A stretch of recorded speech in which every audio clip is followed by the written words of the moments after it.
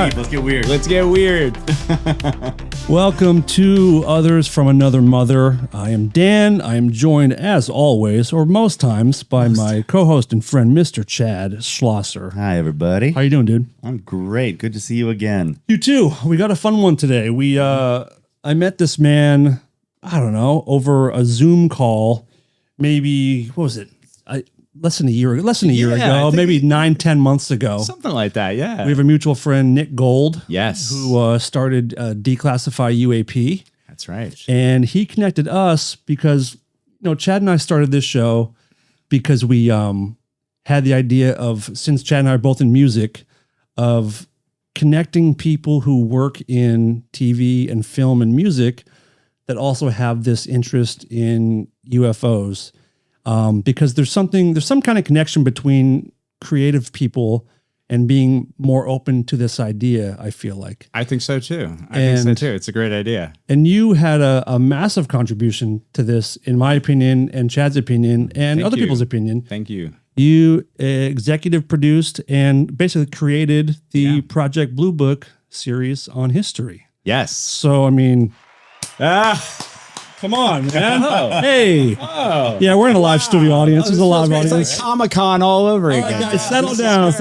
So this is great. Please welcome David O'Leary. Yeah, thanks for being here. Hi, everybody. Thanks for being here. Thank you for having me, guys. This is great. I'm stoked to have you here. We've been trying to get you in here for a while. I know. It finally worked. The stars aligned. Yeah. This was the time. It was meant here to happen. So I guess let's start with just like, what was your foray into UFOs? Were you into it as a kid? Like what gave you the interest? Yeah. I was into it as a kid. So I thought, over the years with Project Blue Book, I got asked that question a lot. So I had to really do some soul searching and dig back. I grew up in New York City, in Manhattan on like the Upper West Side. So nice. not the place that you would necessarily think of, in terms of seeing UFOs or anything like that. But I mean, I think there were some seminal films that kind of stuck with me. E.T. was a huge one. That might have been the first movie I ever saw in theaters. Mine too. Oh, wow. No dude. I love that. Yeah. That and Ghostbusters had like the profound impact on me. Right on. And just sort of an interest in this subject. But I remember very early on, like in the 80s, watching things like Unsolved Mysteries and just always sightings. Sightings. Always feeling that there was a real story here. Always watching the people give their witness testimony and feeling that they were being genuine and that either they were incredible storytellers themselves and should be working in Hollywood, or that they really had some sort of encounter with some sort of profound experience. And very early on, I mean, there was you guys all know the book Communion, but I remember the movie came out in 1989 and I was 9 years old at the time. And I have a distinct memory of dragging my father to see that movie with me in theaters. And we went to this tiny little theater downtown where the screen was like no bigger than like a flat screen TV you'd have today. And I saw that movie. Actually. Yeah. And that movie scared the hell out of me. I mean, like, even though it's a very strange movie, and this was before I read the book. I think my parents also had the book on their bookshelf. Now that I'm thinking about it, sort of prominently displayed. So I would see that iconic sort of gray face that's on the cover of that book. But it was just something hooked me very early in. So your dad going to the theater with you, were your parents supportive of your interest? They were. I know as I got older and I was I was a teenager in New York City in the 90s, right? I was very much like a kid out of kids, right? Nice. So I think my parents know this, but I mean, you got into things very, very young and, some things you shouldn't get into as a kid very young. Ecstasy. Right. 40s and blondes. It was the 40s and blondes generation, guys. Hip hop had a big influence on me. Got to do it.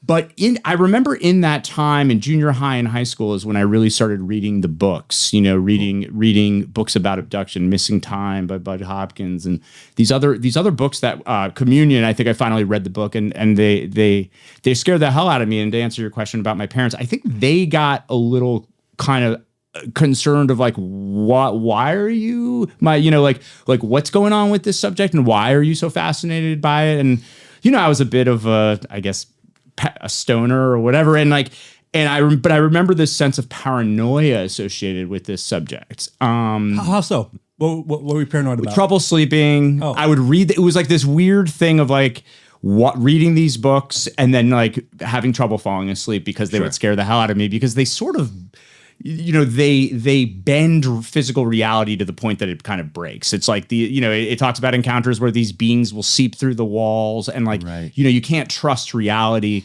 And I think that I was both fascinated and terrified by those ideas. I don't think that I'm somebody who's ever been abducted, but I think I am somebody who would like die of fear if it ever happened. I feel you there. And I've definitely mentally gone into that space, going deep down the well of some of these books. And I remember I'd bring them. I was otherwise a kind of a cool and normal person, but I was obsessed with this subject. And I think that there was some concern from my parents of like, my mom is into like psychic stuff and astrology and things of that nature. And she's very open. Both are very open-minded. My mother particularly about the subject. And I think she was a little concerned, like, do you think you've been abducted? And thankfully, so far, no, I don't. Wild. But any other experiences that have kind of pushed this along? The only I've had some strange things happen over the years. Like I'm a big believer in psychic phenomena, and I'm a big believer in synchronicity and things of that nature. The only sort of straight up UFO experience I had actually happened shortly after I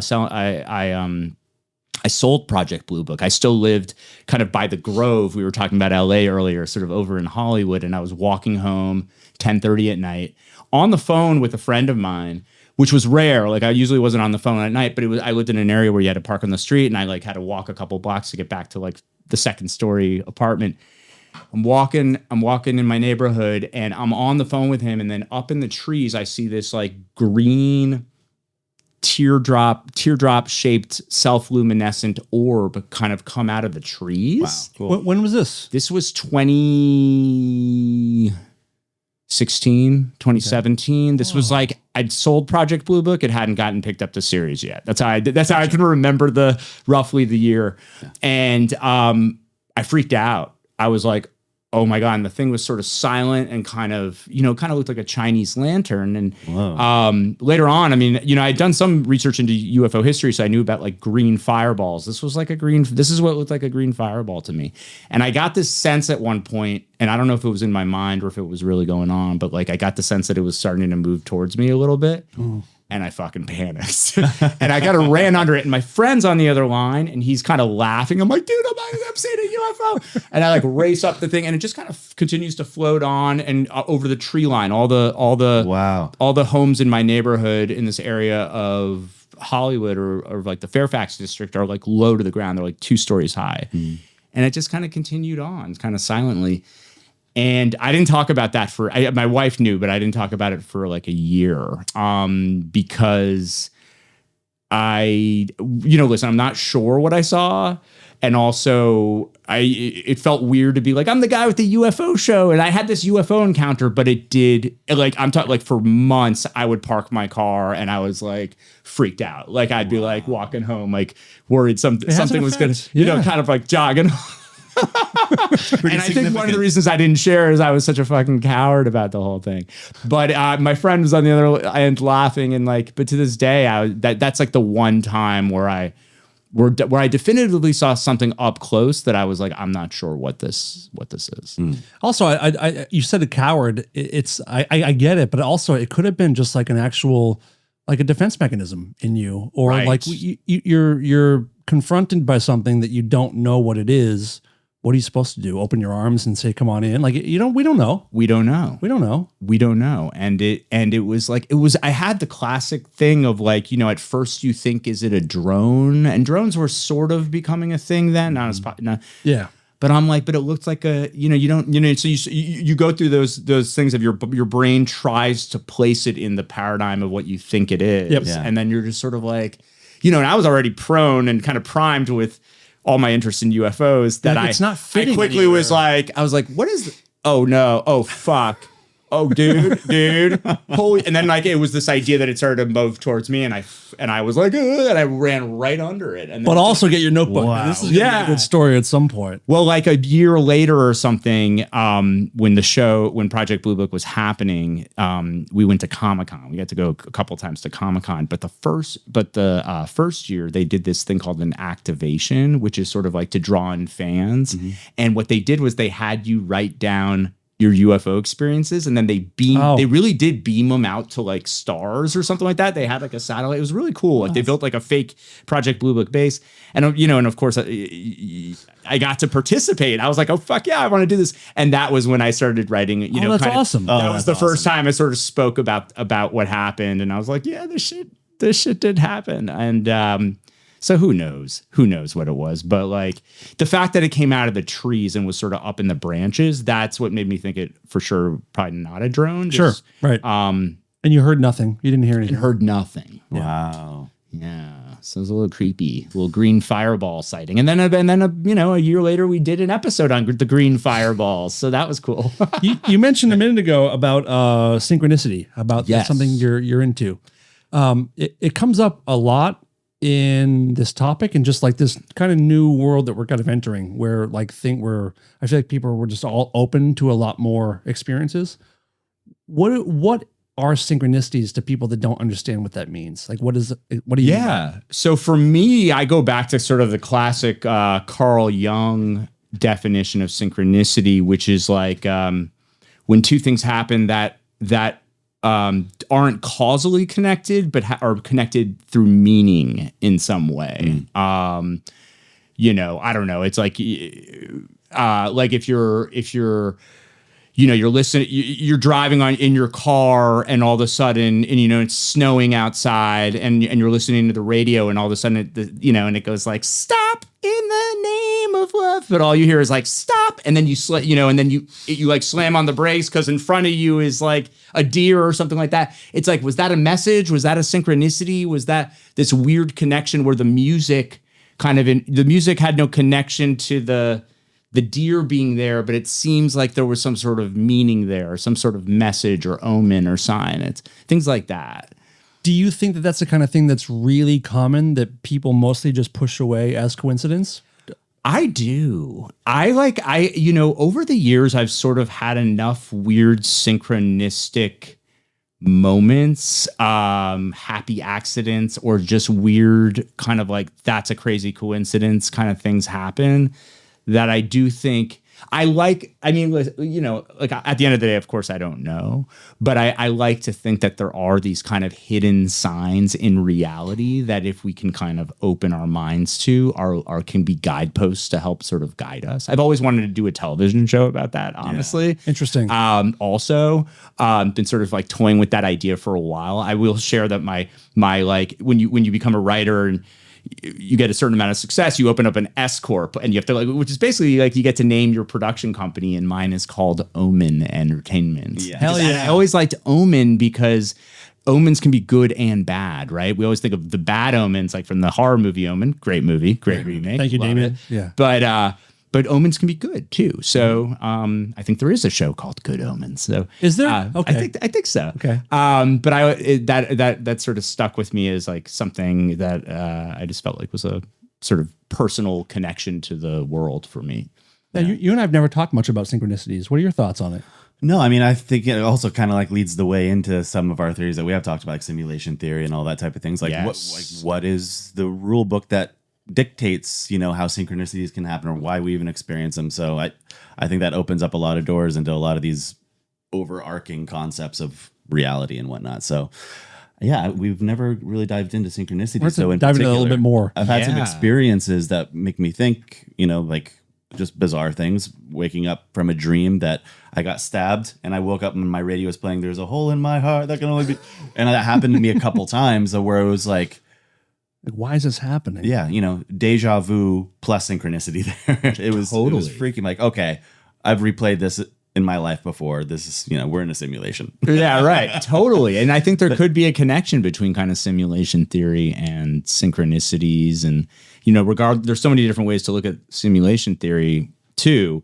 But I I don't know. I have a weird comfort in the idea that, there's some subtle kind of meaningful signs out there that aren't necessarily causally related, that kind of move the billiard balls of the universe around in a certain dance that has some meaning. I will say, like, just anecdotally, even with Project Blue Book, there was a lot of strange. We'd be boarding an airplane, and like above like where you enter the gate to enter the airplane, once we saw like somebody had put like, there was like this tiny little paper alien, like weird, just weird why is that stuff. there? Why is that there? And Michael Malarkey, who played Captain Quinn on the show, when he had found this weird silver ball before he got cast in the show, and he kind of kept it, and he felt like it was a sign for him to get the role. And in the script at the time, and he didn't know this, we had this crazy flash forward storyline that we ended up killing that involved a silver metallic ball with weird properties and all kinds of just strange. Wow. That's weird. Intercepting, like a lot of things like that. And it was just, so at the time with sort of the wave of the show, I will say that I was like, holy shit, there's so much synchronicity in the world. Yes. And now I'm like tapping in, and like, I hope to like tap into that energies again, because it was sort of a great way to experience the world. Yeah, like I think when you open yourself up to it, all these things become more apparent. When you're actually paying attention to them and recognizing them, I feel like you're gonna experience more. And I know just so many people that just don't open themselves up enough. Right. They go through life, and something might even happen to them. Even just the idea of deja vu, which I think everybody experiences.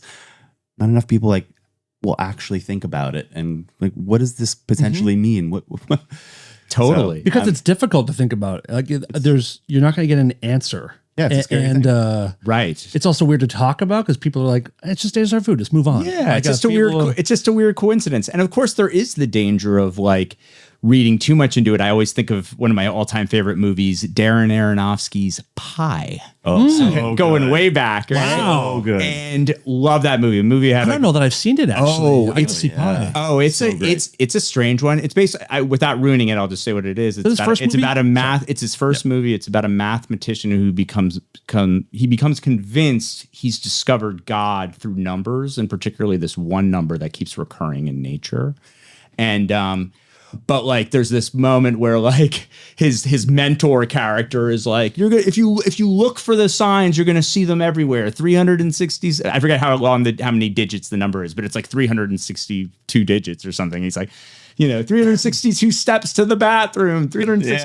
And it's good. Like, and that always is like the voice in my head for whatever reason of like, maybe you're just being crazy, and you got to listen to the mentor from Pi. Yeah, sure. Man. You got to watch that one. I will watch that. Yeah, you'll like it. It's black and white. It's 16 millimeter. Yeah. It's Darren Aronofsky making that movie for $50,000. It was a very New York movie because he's like from Brooklyn. He raised all the money himself. There used to be like graffiti. I remember in the 90s he would like guerrilla market the movie with like like graffiti pie symbols all over town and stuff like that. And I used to go to high school near Artisan Entertainment, which was the production company or the distribution company that distributed that movie. And so, that movie was, I remember reading about it and being like, I got to see that fucking movie. And then I was blown away by that. Yeah. I've been going through a crazy, like watching old movies phase. So I will add that one immediately. Yeah. Yeah. I want to jump into Blue Book if we can. Sure. Yes. Because, I mean, I don't bullshit anybody, but when I tell you that like, it really was a phenomenal show, as someone who like this topic, it means a lot to me since I was 8 years old. It's a major thing. And I think that yourself and everyone who's involved really did a wonderful job making something that was really interesting, based on truth, and took it seriously.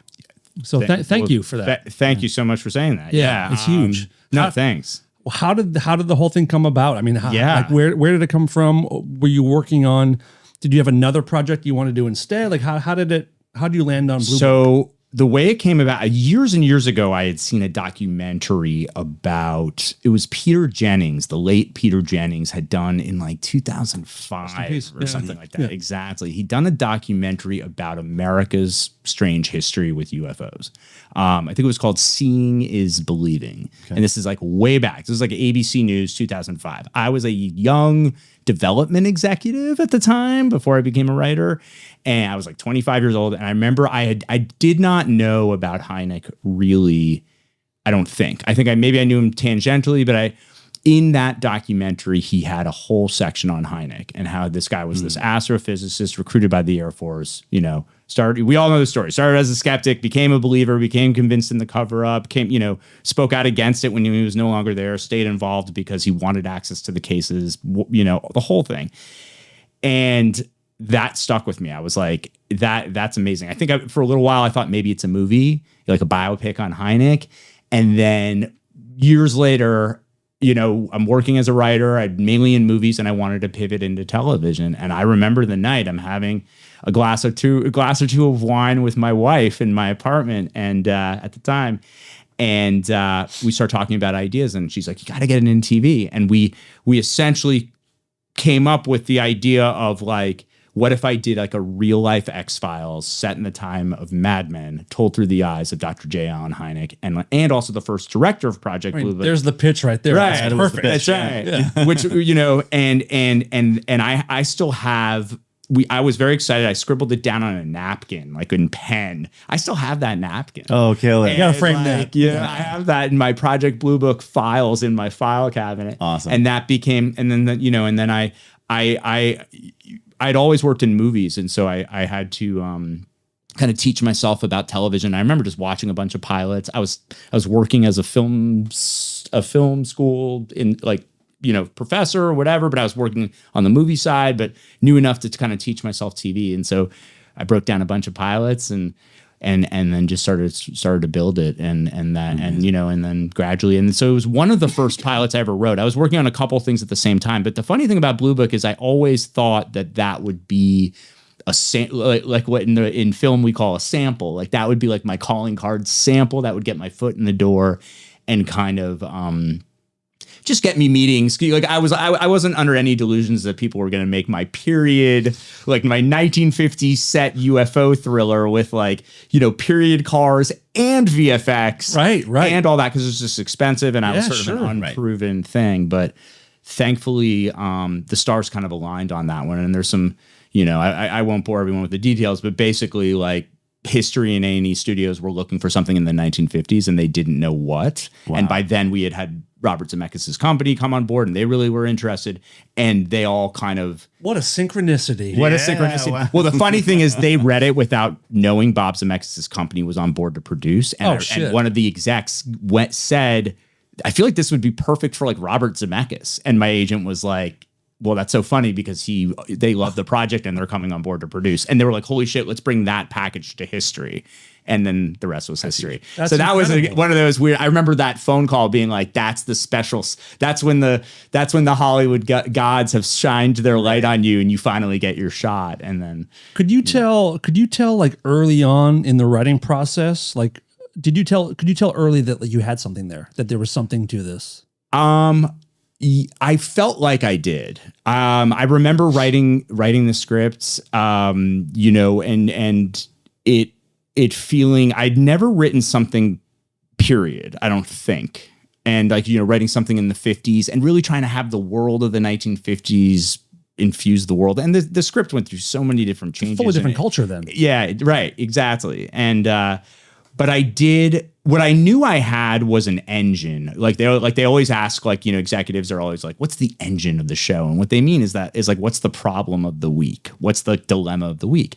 And I was like, well, for Project Blue Book, it's the cases, right? There's 12,000 cases were investigated, 700 of which remain unexplained. I was like, we're gonna examine some of those great unsolved cases. And so eventually I had to build what they call a series Bible, which is I had the pilot script and then I had this other document, which is 25 pages, which I'm a big believer in the lookbook Bible, where you have all the written text of how to articulate the vision for the show, coupled with cool images because nobody wants to read. So you kind of make it look like a magazine. And this was before all the cool things you can do with AI. Decks and stuff, yeah, sure. Decks and you know, and all that. But so I built the thing in Microsoft Word, but I taught myself every trick I could.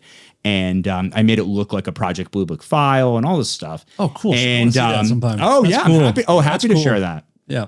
And that one of the great things I learned was you could sell that also. I didn't know you could sell that. So when History bought, or A&E Studios bought the script, they also bought the Bible. Which was nice. And so, and that awesome. Was like, so it became like a whole, you know, it was like sort of a whole package, but it also it helped to serve as like a template for the vision of the show. But so many things also change when like the rubber meets the road and it gears up and, you know, then everyone then everybody starts weighing in and scenes you love. They're like, oh, no, we can't ever film that. You can't film. I had a scene where like you have these generals in like a 25,000 or whatever, like a big stadium arena, and there's like a basketball game going on, and they're having a secret meeting there because they want to make sure nobody can record them. And it's like, this is the only place they trust because like there's all this noise around. Wow, interesting. That's and it's like, and we, you know, like scrapped. I remember like in the first meeting, they're like, listen, like there are no like stadiums that will be able, you know, that's an expensive, that's an expensive locale for one scene. Right. You know? And I was like, wait, what? And then thus became my education in TV. But that's amazing. Yeah. Can you talk about your writing process a little bit more? Like, I mean, you know, obviously we're deriving from real stories, but how did you? Yeah. I mean, I'm a bit, I think coming from my days in development and not writing and not finishing things. Cause I was always writing on the side, even when I was like an assistant or a junior executive at these companies. I always think I wanted to be a writer and was always trying to be a writer on the side, even though that was sort of frowned upon. But my big thing was I would never finish anything. And then that was because I wasn't outlining. And for me, I love outlining. So like it's weird. I sort of write it in an outline and then I write it again in a script. Gotcha. Now, once we geared up on Blue Book, we had to do outlines for every episode. And you're breaking that with a writer's room. First, it's just up on the board with Post-its. Then, whoever's writing that episode that week is usually doing a whole outline. Myself and I should plug Sean Jablonski, who was the showrunner they brought in on Project Blue Book, who's an amazing guy himself. And deeply interested in the subject matter as well, which was amazing. Cool. That's helpful. So helpful. We would go through the outlines and finesse them. So like we had you almost have like a scene by scene roadmap before you go into the script. Right. And that for me, I do that with movies. I do that. I just wrote a pilot, something I spec'd because it's sort of like needed to be spec'd. It wasn't something I thought I could sell on pitch. And I did that same process. And then writing the script is a joy because you know exactly. Then it's just like, okay, you're sort of covering a song. Like that's the song you've written. Right. And then you write the cover of it in the script where you can change what you want, but you know what the scene's supposed to do. Love that. So all the hair pulling for me, even though I know I have like no fucking hair, is done in the outlining phase. Okay. And then once I got the outline and that's been kind of pressure tested or whatever, and it's good to go, then writing the script is the joy. I've definitely been in situations before where I've had to just sort of like have a rough sense of what something is and then just dive in. Right. But it usually isn't as good. At least at least for me, that's my process. Everyone's a little different. Some writers don't outline. But some writers like to get bored by their outline. I find my outlines are like safety like blankets or something. They're very like, oh, I can always refer back to the outline. But demos. It's like demos for musicians. That's right? 100%. Right? That's right. You write the song and then you discover things in the writing process too. Mm-hmm. And then you're like, oh, this is a more elegant way to do that. I don't need that scene but you always have your basis. So that's a big part of my process. And then thinking about the character arcs. I mean, for something like Blue Book, it was very character forward. It was even more character driven, I think, when we sold it than with what it became. But I think the sort of what it became was the right mix of sort of cool investigatory UFO shit and some interesting kind of character storylines underneath. Yeah. Were there times with that project where, I mean, obviously you're making a show for television. There have to be liberties taken as far as characters and relationships. Did you have any rules for yourself of, I guess, places where you wouldn't allow to give yourself freedom to change things? Where you wouldn't take liberties. Right, where we wouldn't take liberties. Yes. And initially my rules were a lot more strict than they became. Once I got into sort of the history of UFOs and got very focused on that, I wanted to be as true as we possibly could. Mm-hmm. But there were definitely some cases where you're like, like this case happened in 1949 and this one happened in 1952. And like, we want it to feel like it's like next week. Right. Sure. Right. Sure. So you realize some of it was finding that. And the truth was like, I think we had this mantra that was essentially never let the truth get in the way of a good story. Mm-hmm. But at the same time, my hope was that every week we were examining a case that was real, which we did do. Yep. And one of the joys for me, one of the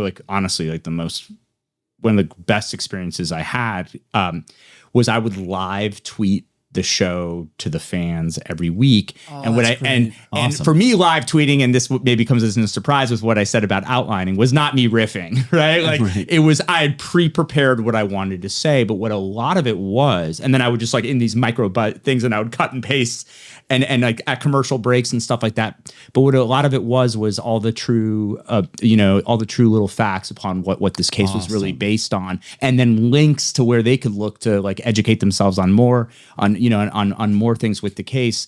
Because the weird thing about Blue Book was 2017 was a seminal kind of turning point. Turned everything. Right.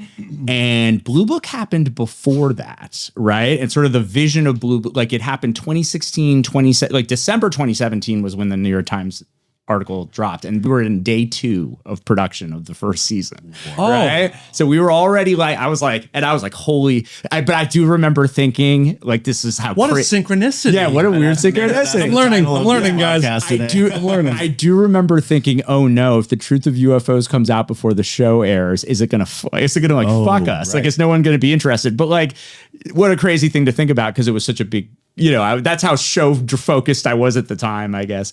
But at the same time, I was like, this is amazing because this is going to galvanize, global interest in this subject. 100%. Absolutely. And it really did transform everything. But I bring that up because,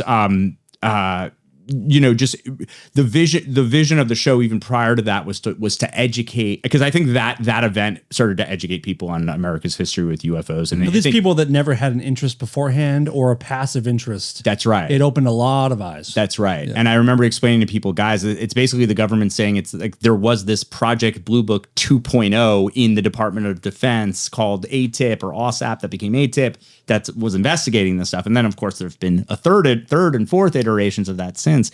But it was what I guess what it was doing and what I wanted to do, which was partially educating people on these great old cases that because I had become by then a very much a UFO history buff and just was trying to get as much information. That was part of the joy for me was entertaining, but also kind of educating at the same time, because I felt like genuinely, yes, while we're making this stuff up and it's all dramatized, it's rooted in true events, and you can really go back and look at those cases and look at what they claim they saw and all those kinds of things. So when you're looking at the old the cases, I think a lot of people know, but not everyone knows that there was a Project Blue Book had a final report that was submitted, right? Yes. But there's also a bunch of unreleased. Most of the files are private. Like the actual files are private. Did you ever get any access to any of those? Any of the stuff that the public has not seen? I'm remembering that I didn't get access to files that were not seen, although I definitely sat down. Who's the guy who, the Black Vault guy who gets a bunch of John stuff?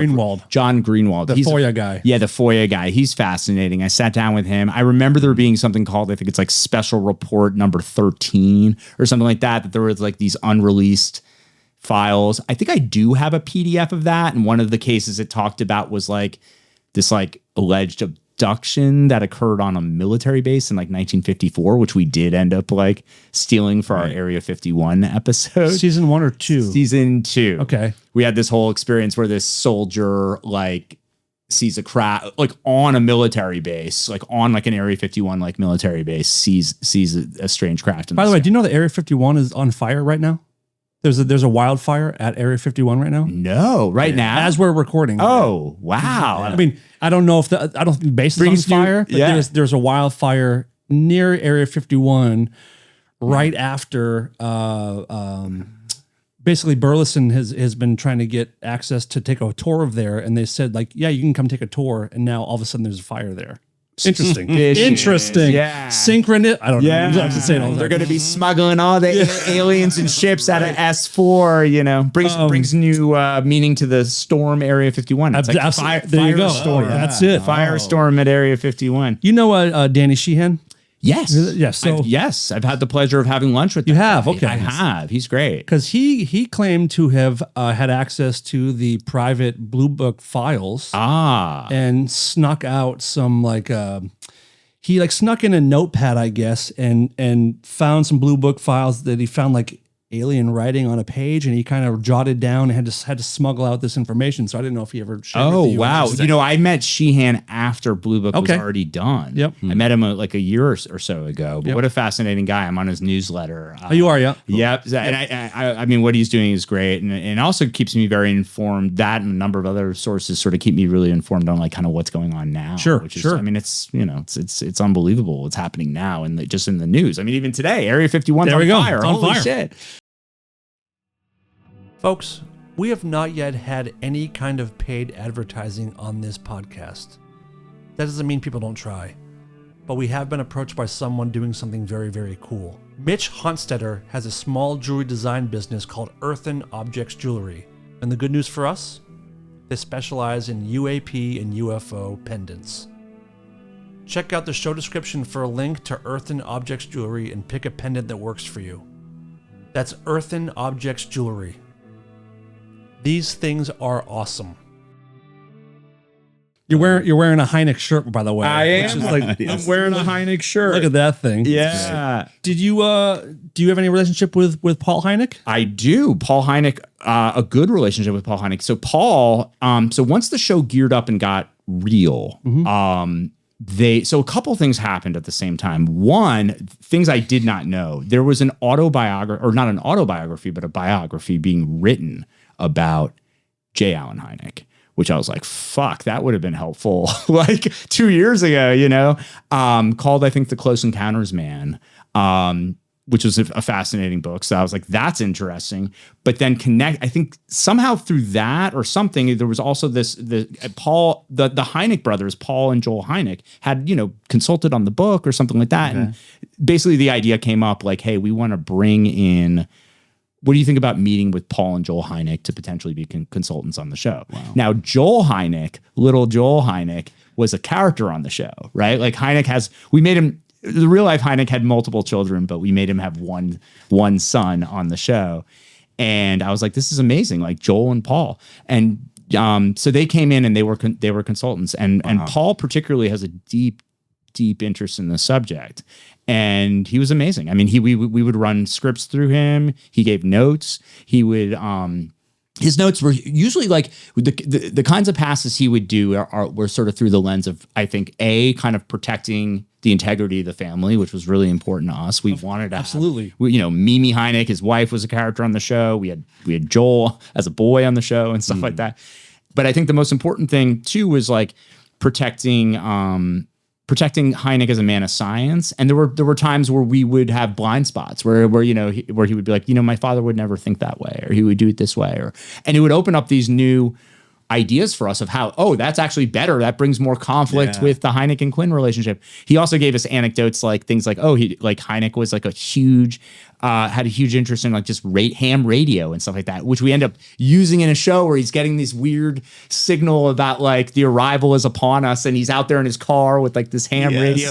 And so it led to all kinds of cool things. And then Hynek, and then Paul just also, and Joel, but particularly Paul also just became a friend. Sure. Like I've gone to like UFO events with Paul. I think I've been interviewed by Paul. I've spoken at his class. He teaches. He's an amazing guy. And then he himself now is like, on TV and on Ancient Aliens and stuff like that. So I think he really kind of, found a found a sort of like second, found a way to kind of honor his father's legacy by getting into the subject matter himself. He's also deeply now. I met him at Contact in the Desert a month or so ago. Oh, great. And he talked a lot about DMT when he was down there. Oh, yes.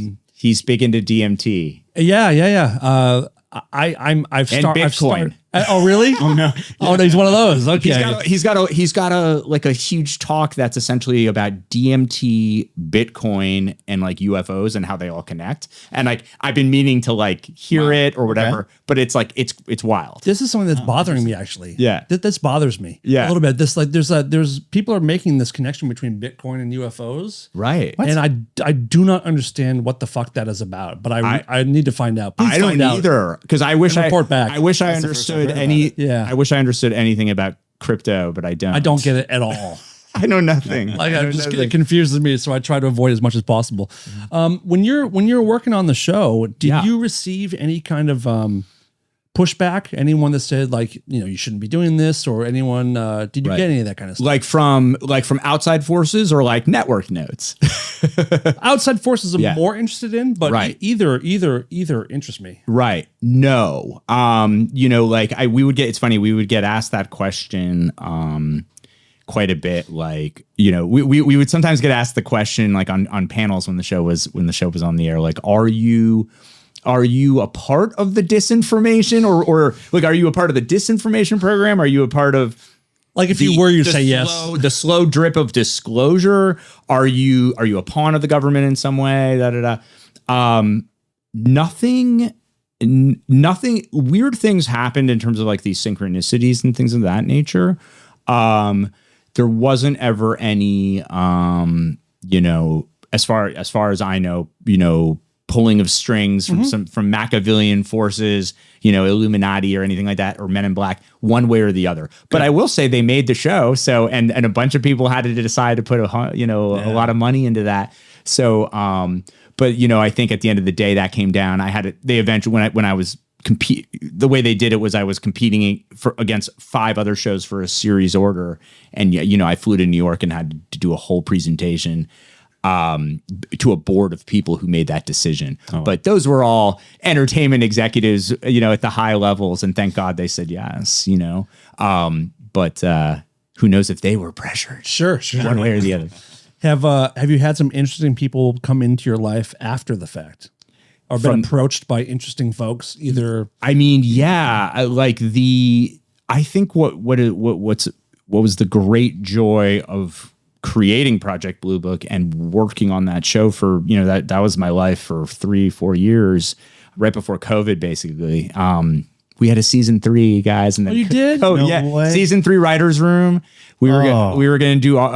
We broke 10 episodes. And all that, which is why we never intended for the show to end on this awful cliffhanger. And I think we would have gotten season 3, or at least a reduced season 3, if not for COVID. But damn it, I know. Damn it, COVID. I know. What were we gonna get? What kind of stuff? Give me one. I'll answer that, and then I'll come back to your other question. I'll tell you precisely what we were doing.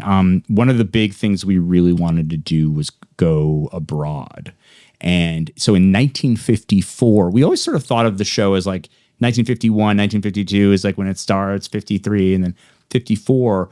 There were all these fascinating UFO cases abroad in France. There was a whole massive sightings of like cylindrical, like cylinder-shaped UFOs in the sky. They had a French term for it. One of my favorite cases occurred at this Italian soccer match in like 1954, where they saw like angel hair dripping down during a game. And it was like everyone saw it. Yeah, it was like a mass UFO sighting. We had this crazy episode that involved the Vatican and that. We did some stuff. We had some stuff planned with like the royal family and their deep interest in the subject matter, which is also documented. I didn't know that. Yeah. So we were going to go abroad. We had like some stuff with Russia, and then Susie, we had this really cool storyline with her. Whoa. Like we were going big.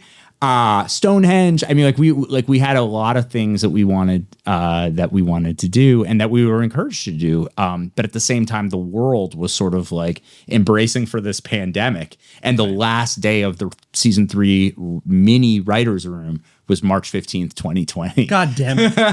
And it was literally like the day the world shut down, and the New York Knicks season is canceled. And I was like, oh my God, what's happening? This is serious. And so we got to write all those outlines, and we're still hoping to, one day find a way to do it. I mean, I've talked to Sean. I'm like, should we do like a graphic novel? Should we is there a way to resurrect the show? I mean, the cast was amazing. I'd love to get them back. The audience is still here for it. The audience is still here for it. Yeah. Going back to your other question, though, I think what the show, the big joy of the show beyond it just kind of being like my dream project myself, and have it like, of all the things I'd worked on, like if you had asked me like which one would you want to get made at the time, I was like, this one, like this is it. Like it's a UFO show about like America's strange history with UFOs. Like it's like I love crime noir, so it's like a combination of it's like a sci-fi noir. Yeah. But the other thing that it really did that I will forever be grateful for is it just introduced me to so many people in the community, and still does. I mean, like that's how we linked up. But I got to meet so many be interviewed by like Richard Dolan and the best historian in the business, if you ask me. Yeah. Richard Dolan is my number one. Oh, as far as he knows every event, every year, the dates, who is involved. He's his own encyclopedia of knowledge. He absolutely is. And actually he became a consultant for us also. Great. And so he was like the guy. One of the things we always wanted to do, even from the very beginning, because history would have those questions about how are you going to distinguish between the truth and dramatization? And I was like, well, you guys are the History Channel. Like why don't we like draw a line in the sand and have a little mini featurette that's like, to learn more about the episode that inspired this week's case of Project Blue Book, tune in after the show. And they created those. They were called these like interstitials is what they called them. They mainly released them online, but guys like Richard Dolan would host them and do all the research for them and all that kind of stuff. And it would be these like, and it only aired on history. So it was sort of like content exclusive to history. Like when it aired in other, like the show aired on the Sci-Fi Channel in the UK, but it aired on History in America, which sort of tells you everything. Yeah. And but would air on like TNT in Spain and all that kind of stuff. But only in History did it have those things. Are those interstitials still available online? They are. Yeah, if you look them up, you can find them online. On YouTube or on the History site? On YouTube for sure, and maybe on the History site as well. Like they were pretty good about cataloging all that stuff, But I got to meet. It's funny, and I met some people who now I appreciate even more. Like I had the chance to be interviewed by George Knapp. Oh yeah. I went to a UFO conference in Laughlin, Nevada, in like 2019 or 2020. And I knew who George Knapp was, but I know who he is much more now. Right. And it's one of those things like Jeremy Corbell was there. George Knapp was there. I totally met these guys, but I was also like a TV writer with a show on the air. And I just that's one of those ones where it's like, if I could go back in time, I would have been like, can I interview you? Right. Like, why are you interviewing me? Right. And I know you were on Corbell's show. I listen to Weaponized every week. Like I love that. They do great work. I love that podcast. And it's one of those things where it's like, I think I was so enmeshed in the history of UFOs that I was not paying as much attention, even when the show was going on, to like the people who were kind of really moving the needle in the present day setting. But now I very much am focused on that. Now that's my main consumption. It's like Need to Know with Ross Coulthart and my friend Bryce Zabel. And you know Bryce? I do know Bryce. I love Bryce. Bryce is the shit. I would love to talk to him someday. Bryce is great. Oh yeah, I can assist with that. Thank you. He's an amazing guy. He's got a wonderful podcast with Ross, and then called Need to Know, and then Weaponized. And so since you mentioned Need to Know, yeah, let's talk about this Tic Tac situation. Yes. Are you up to date on the? I think I'm up to date. So Ross Coulthart last week. You and I were talking about Chad before the show started. Yeah. That Ross made a kind of a bombshell claim that he knew categorically, was his word, that the Tic Tac was Lockheed Martin technology. That's right. And then Bryce did the okay and backed away from the microphone. I think Bryce was taken aback by it. I think he was. I don't think he was. And he did an episode that dropped like Sunday or something. Which I haven't watched yet, but the roundtable talk. I've listened to most of it. I'm in the middle of it, called Skiff, which is a fun play. Yeah, that was great. But it's like Sunday conference, like with my friends, or I forget what the acronym is exactly. Oh, is that what it was? Something like that. So then, not a couple days ago, Ross kind of walked it back a little bit. And he was interviewed or did some kind of like a Reddit Q&A or something like that, where he said now it's not, he's not guaranteeing it was Lockheed Martin, but it was possibly maybe NHI alien craft being piloted by Lockheed Martin psychic assets. Right. So doing like the psionic flying. Right. I heard that too. What are your thoughts? What do you think about all of this? I mean, I love the Tic Tac case. Ross Coulthard has been one of those grounded voices in that field. Even when he first said, because I did see that on X or whatever, like, people kind of in an uproar, like he says it's Lockheed Martin tech. For me, I was always like, well, right, but is it like recovered off-world tech that they're experimenting with, or is it like they've built this and they have and for some reason they can control it and they're messing with like a Navy exercise? Because that's never really squared with me of like, right, they're stress testing it on our own Navy, but they're also trying to keep it secret.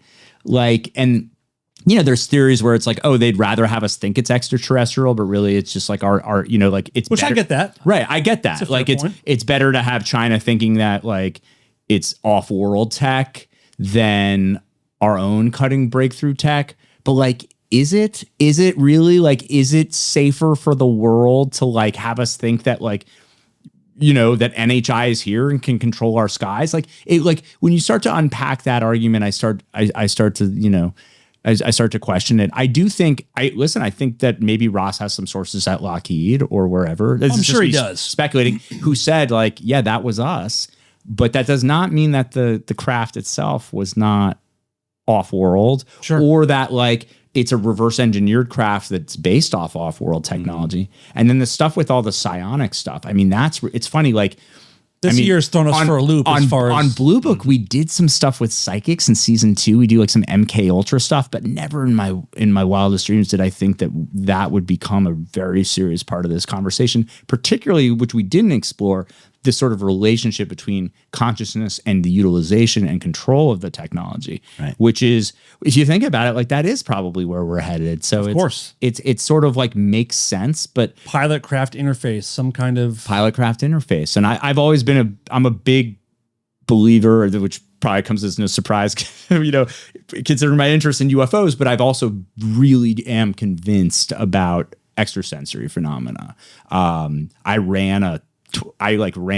I was in college, I ran a 30-person sensory deprivation ESP study for my psychology, cognitive science thesis at Vassar College, right? Like they made me run it. They made me keep it legit and like rigorous science. And I had to do like go into the quantum mechanics of psychic phenomena. This is 2001. So I've followed this subject for a long time and it is a deep interest of mine, but I love sort of seeing that they're sort of connecting me because I do think that there is a connection. Let's talk about that. That project you did. Yeah. I mean, that sounds fascinating. Yeah. Absolutely. No, that, oh yeah, sure. I mean, that was a scientific experiment. It's something called a Gansfeld telepathy experiment where you put one person in a sensory deprived environment, which means like they're listening to white noise on their ears. You put ping pong ball, half ping pong balls over their eyes, and you shine red light at them, and it creates what's called an undifferentiated field of vision. So like,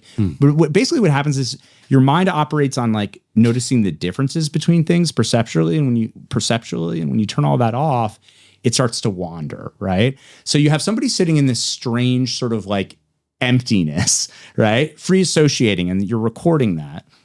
In another room, you have a video clip that's being played and somebody who is actively trying to mentally send the images of that movie clip. And I picked all very like emotional stuff. It's like a scene from Jaws where like a shark is attacking somebody, Wizard of Oz where like Dorothy's getting whipped up into, by a tornado, things that are very emotionally evocative. They're trying to telepathically send that to the person in the sensory deprived environment. Afterwards, when it's over, that person who's in that sensory deprivation tank looks at 4 clips, right? One of which was the video clip that was being sent to them telepathically. The other 3 are decoy clips, right? Okay. Or just other random clips in the sample. And they rank them 1 to 4 of what they think based on their experience inside the Gansfeld, inside the sensory deprivation, and just their own gut feeling. Which one do you think was the clip that was being mentally sent? Now, they've run this study over and over and over again, and consistently, if it's bullshit, if there's nothing there, you have like a 1 in 4 chance of accurately selecting the clip. But people it's more like statistically like 1 in 3. And I found some really interesting anecdotal evidence. And one of the things they also talk about, sorry to like go down the weeds here, they call it the they call it the sheep goat effect, which is people who believe that psychic phenomena is possible perform statistically better on an ESP task than those who think it's bullshit. Yeah, because I think you're allowing yourself to travel or to open yourself up to it, I assume, right? That's right. So the sheep are the believers, right? And so that was an effect we got even in my little study in college. Was I had them fill out a questionnaire that assesses their belief in the paranormal, right? Like ESP, I've had an ESP experience, true, false, maybe, that kind of thing. And you tally them up. Are they sheeps or goats? And which is like a sign. It actually is what they call it, sheeps and goats. But yeah, that's such an interesting aspect of psychic phenomenon, which is sort of, if your propensity to believe in it can determine your ability to perform it. And that might be because some people are more susceptible to it and claim that they've had these experiences, but like there is no reason why, like, if I believe in a unicorn, that a unicorn should be, right? So there does seem to be something really there. And definitely in the case even that I ran, in the 25, 30 students that I had, almost everybody who believes that what they were doing was possible did much better on the task than those who didn't. Did you participate? Did you try it out? So I didn't participate because I had to run the study. And not only could I not participate, I was running the study, but I couldn't know what clip was playing at any one time. That makes sense. Because I could be a confounding variable, they called it. So but it was always exciting when I'd be like, was it clip 4? And they'd be like, holy shit, clip 4. Yeah. And we'd get a match. And so that was a fun thing to do and kind of, and do for like what was otherwise a very kind of scientific, I was a film major and I was a cognitive science major. So I was a double major. Awesome. And so I found a way to kind of get my sci-fi interests, my paranormal interests into my psych major. You're in the right world then. Yeah, yes. I'm in the right world. You're in the right world. That's great. Yeah. So you seem to believe that consciousness is a part of this entire topic. I think so. As well. I think it has to be. I mean, for everything from what would always interest me were just the sort of this conscious psychic experiences people would have even with the phenomena. I mean, like there's things like missing time where people see something and then they black out, or then they have these memories under hypnosis and things of that nature, which is fascinating. Very much so. So that deals with some sort of aspect of controlling memory or blocking out memories or maybe trying to protect ourselves from what's going on because they know how fucking scary it is. To things like I love that case, the Ariel school case where like it's my number one, right? Where they're getting, we always wanted to do a school case. There's an old case from the 1950s in Australia. Westall. Yeah. Westall. Yep. And that was one of the ones, like the ones that got away, that was one of them was like, oh, did you have Heineken Quinn investigating like an elementary school, right? Would have been fast. And, Quinn's hitting on the like cute teacher or whatever. And Heineken's like talking to the kids like, wait, you all have the same vision, like simultaneously mass hallucination. What's going on here? And it just never happened. But in those events, it's more like they're almost getting like telepathic messages and that kind of stuff. So and then now we're talking about psionics, military assets who use ESP and these mental things to, alternate mental states to summon these things or communicate with these NHI. I mean, and I've been watching the Skywatcher stuff. I'm sure you guys have too, to some degree. We need another one soon. It's been a while since we put one out. Yeah, We do need another one. Yeah. Those are really interesting. I always get really excited to watch those. And Jake Barber's a fascinating guy. I mean, there's just been so much, but I think that's why people are so interested in the subjects. It's not just, are there aliens or not? Because there's so many theories about like, are they even aliens? It's so much more than that, right? now. But it's like, it's about what, it's sort of spiritual too. It's like, what is it to be alive? What is the nature of reality? What is the nature of consciousness? Do they have answers that we don't have? And if they're able to communicate mentally, that sort of means that like we are something more than just the physical body that we are in, which I've always hoped was true. If you get into this, it forces you to ask these kind of questions. Yeah. I mean, it's if you follow this for a while, these questions become unavoidable. They do. And you got to be honest with yourself and think about it. That's right. Because there's something to it. Yeah. Or there's more than what we see for sure. But what is that? That's right. Well, it's cool seeing the scientific method actually like merging to this right now. Like more scientists that are, very fundamental in their outlook on reality. They're opening this up to this a little bit more now. And they are. I think that's going to be the biggest shift is when we start looking at the world, like they were explaining it really well, where it was like physics and like the explainable universe and consciousness was like the ending point. But now they're flipping that upside down where consciousness is like the opening realm into understanding the nature of our reality. I one of the first things I ever wrote was sort of, I was obsessed with, like, I don't know if it's exactly that idea, but they call it panpsychism, which is the notion that underneath reality is consciousness, and that that consciousness gives rise to matter, right? Not the reverse. Yes. And I wrote this whole crazy like Da Vinci Code, afterlife experiments thing. It's a mess. It was like the first screenplay I ever wrote when I was like 26 years old. But it like delved deep into this like idea, but really now they're starting to embrace. Physicists are embracing that. Quantum physicists are embracing that. That really it might just be like one consciousness underneath all matter that causes quantum events to kind of lock in, and it's why we see what we see, because like it's all probability until it's observed, but like you kind of need an ultimate observer to kind of lock shit in order for it to work. Yeah. And I think things like, I'm sure we've all seen like some of the telepathy tapes and things like that. That seem changed my life. Yeah. It changed my life. Yeah. Changed my perspective on, we talk about almost every episode, but I think that changed the way I think about almost everything. Yeah. In some ways. It's amazing. And especially if it turns out to be as replicable as it appears to be, where it's really just like all that, like, forget my thing where it's like, it's a 1 in 3 chance instead of 1 in 4. Isn't that amazing? And people are like, right? Like this is like every time these kids are able to get this.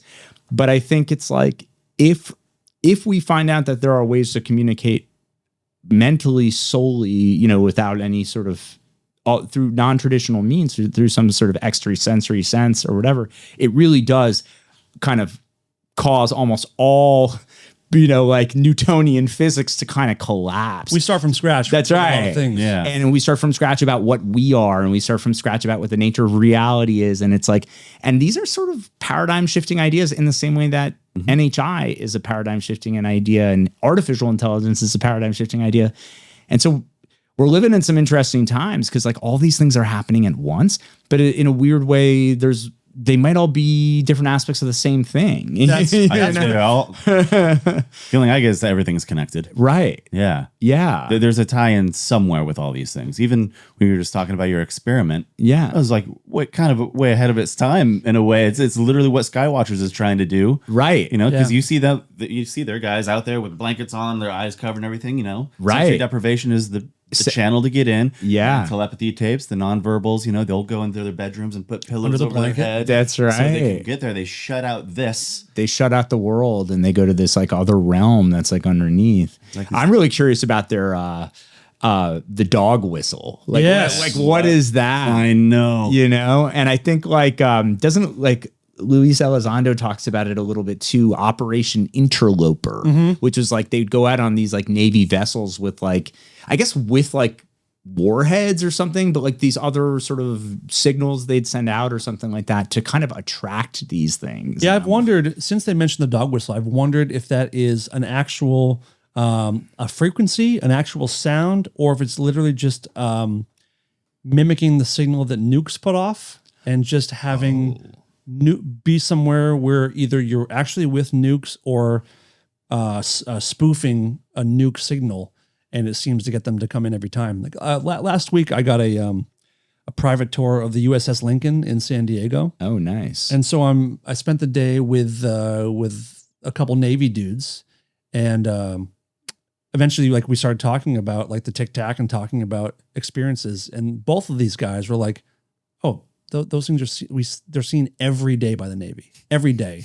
Our computers here, they have access to that like secret, the military internet. Right. And like, we see that we can look at stuff all there's the Tic Tac incident is nothing special. Right. It's fascinating, but like we see them every day on exercises, every day, to the point we're basically told to just ignore them. It's so wild. And it's, it's so crazy that that's true. But I've heard that also, like that is true. And you're hearing it firsthand and they're on a nuclear aircraft carrier. Yeah. So the nuke thing is legit. So I do wonder what the dog whistle might be. The nuke thing is legit. I mean, even going back on the Blue Book stuff, we would read the first, what was it called? Like the Unidentified Flying Saucer Report by Ed Ruppelt, or whatever that book is that came out in like 1957 that was written by the first director of Project Blue Book. I'm butchering the title maybe. There were 3 people that headed it? There were multiple. I think there was like 5 or 6. Okay. I actually got to meet that's another person I got to meet, the last living director of Project Blue Book. Wow, no way. When the show, and I got to interview him. Who's that? His name is oh God. Oh wait, hang on, let me get this right now. Oh no, I want to say Captain Ed Ruppelt. That is not right. His name is he's a Tuskegee Airman. It'll come to me. I'm like blanking on his We'll name. pop it up on the screen right here. Yes. There we go. Perfect. Lieutenant Colonel Robert Friend. Okay. Is his name. Is he still around?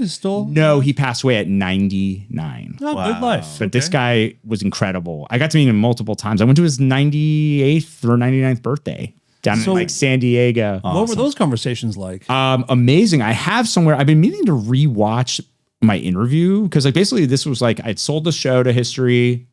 They were like, anyone you can track down. And I was looking, I was like, are any of these directors still alive?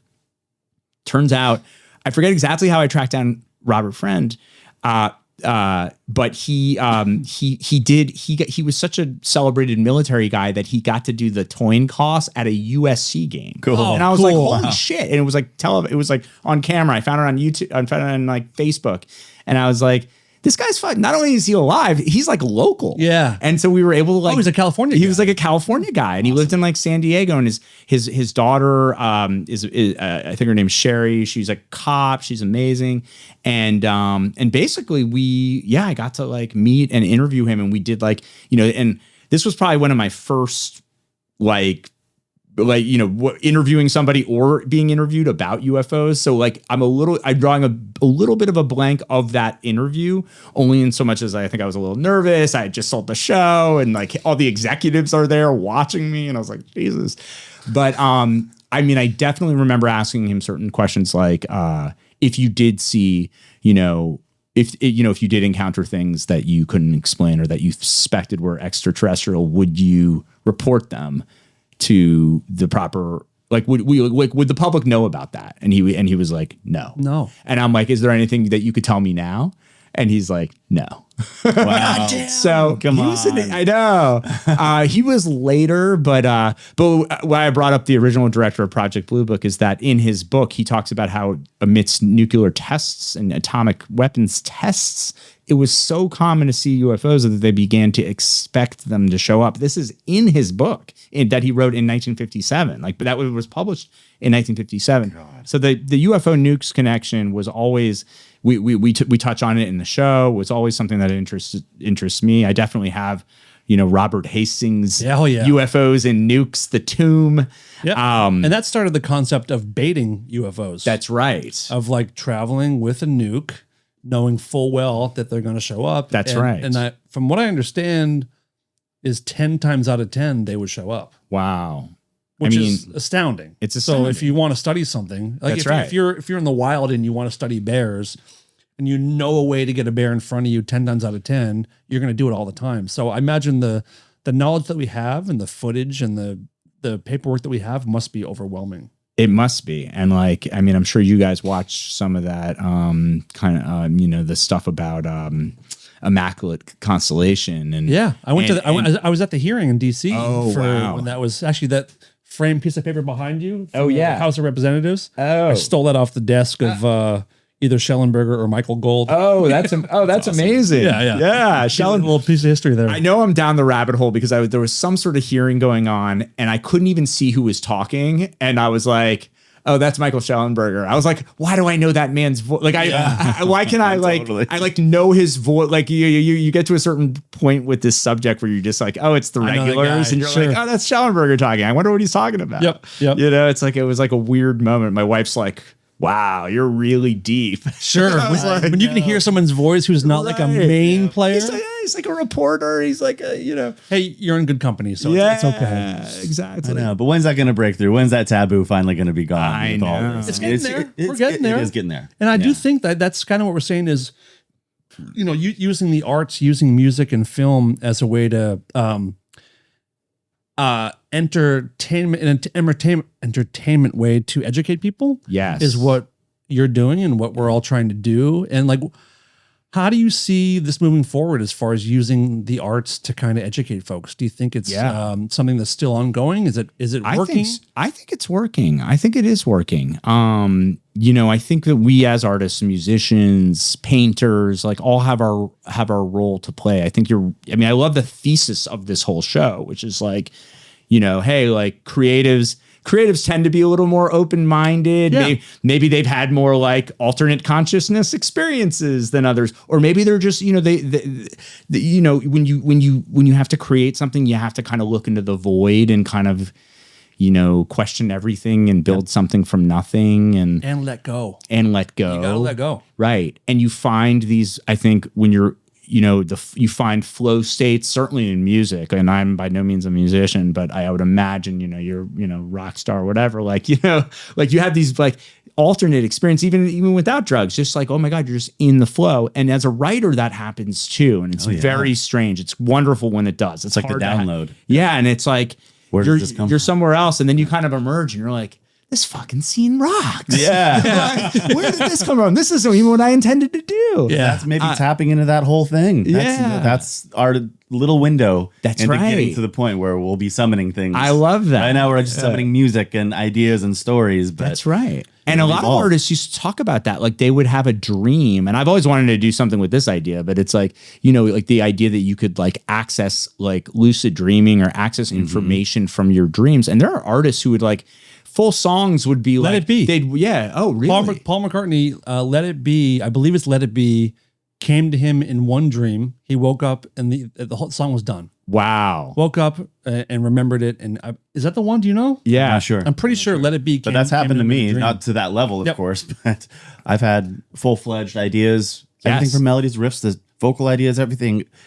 And it's not you. Like I can't give myself credit for it in a weird way. Like that's the feeling that you're like the beacon. You're like the antenna for this information to get. You're the TV by which it is broadcasted through. It's like you're giving like your LG TV props for like a Netflix show or something.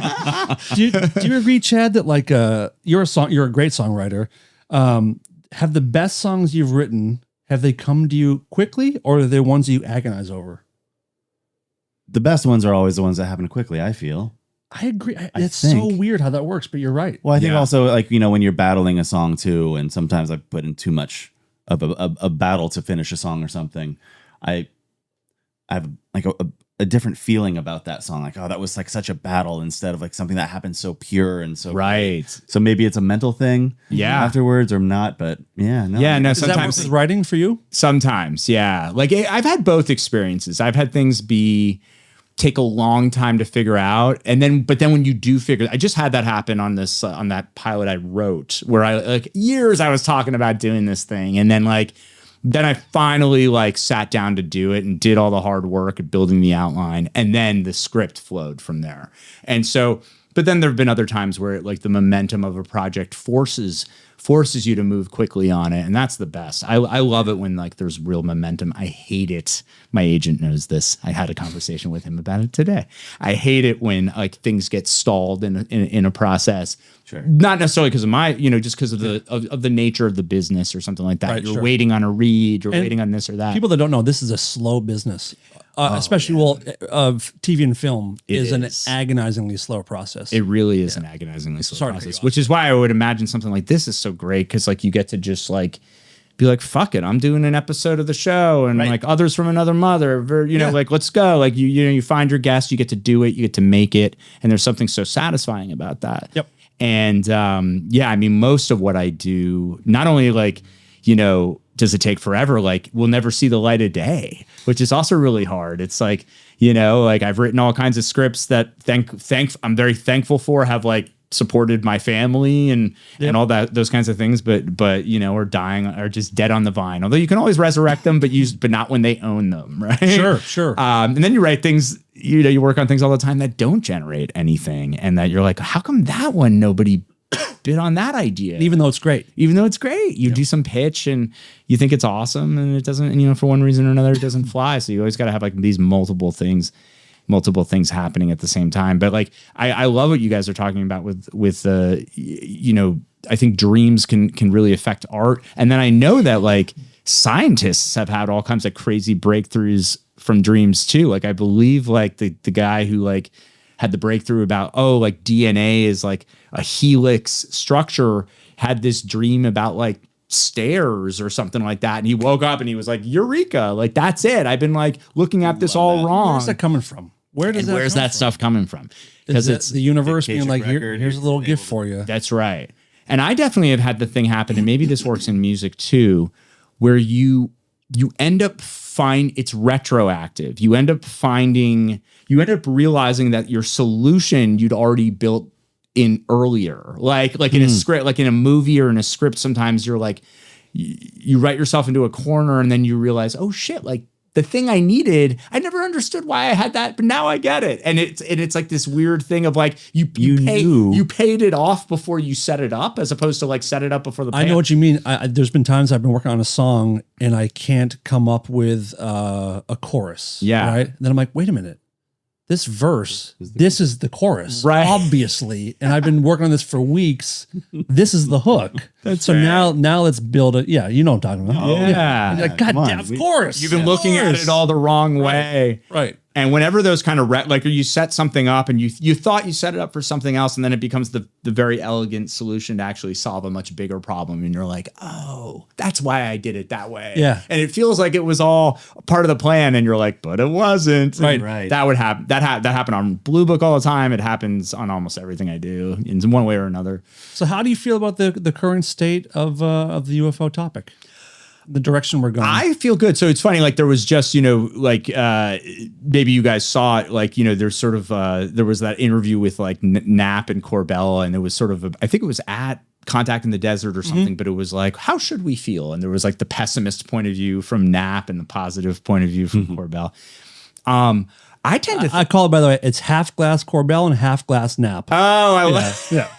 So Knapp is the half glass empty guy, and Corbell is the half glass full. I love it. Yep. I tend to think that a lot of progress has been made. And, I think when you like, I remember there was a moment, maybe it was like last year or when they were first putting in that, the like into the defense bill, the UAP disclosure, the UAP Disclosure Act, and you got like NDAA, you got Chuck Schumer talking about UFOs, and he was then the Senate majority leader and all that kind of stuff. And the words non-human intelligence is like like listed 32 times in a governmental document, and then it's being stonewalled, you know what I mean, and not being passed, you're like, okay, like this feels like, it feels like it's being taken very seriously by lawmakers and congressmen and congresswomen and those kinds of things. But also that like you can feel and almost find evidence for the pushback. Like if there's no there, what's the problem with this amendment? That's right? what All too obvious. George Knapp's been saying this for years, is that the closer you get to the goods, the harder it's going to be to get it, because people are going to start like really pushing back and fighting as they're getting close. They're like, no. And listen, if what we think has been happening is happening, which is like an 80+ year cover up that people have probably lost their lives over, where they've lied to the American public, but they've lied to technology companies, have lied to stock people, stock investors, and, crimes that are financial, crimes that are sociopolitical, things that affect our society, affect sort of like the way the government and the governed relate to one another and all that kind of stuff. It's so big that I think that like no one knows how to, even if they want to disclose it fully, it's like there's so many uncontrollable variables of what disclosure would do, but there's also so many different crimes, or like at the very least lies and secrecy, and that would have to be owned up to, that it is a crazy thing. But I do tend to think that, it always feels like it's one piece of smoking gun evidence away from turning the tide, since 1947, that's been the case. That's right. And they've always been able to sort of find a way to kind of put the genie back in the bottle. I mean, I think, I forget what I was listening to recently, but I've always thought this too. And